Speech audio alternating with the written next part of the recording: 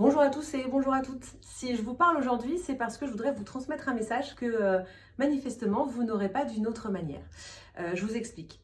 Quand j'ai lancé Beauté Clean, évidemment l'idée c'était aussi de pouvoir apparaître dans la presse féminine puisque c'est un excellent relais, notamment sur la beauté. Donc pour ça, j'ai fait des RP et ça fait un petit moment et je vois bien qu'il n'y a pas beaucoup de retombées. Et j'ai réussi à joindre une, deux journalistes beauté qui ont eu la grande transparence et honnêteté de me faire un retour et je les en remercie.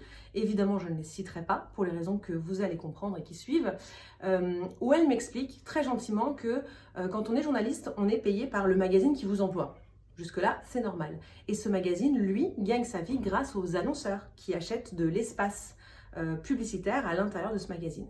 Aujourd'hui, les entreprises qui ont les moyens d'acheter cet espace sont, en beauté en tout cas, des très grandes firmes qui n'ont pas forcément tous leurs produits qui sont clean.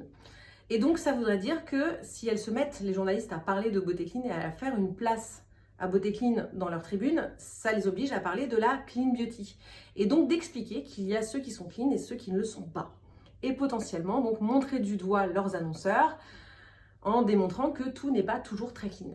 Or, on est d'accord, on ne mord pas la main des gens qui vous nourrissent. Je le comprends, ça me fout un peu les boules, mais je le comprends. Donc voilà pourquoi vous n'entendrez très peu parler de Beauté Clean dans la presse. Ce qui veut dire aussi que je trouve que pour un travail journalistique, on met de côté quand même pas mal d'informations pour le consommateur. Bon.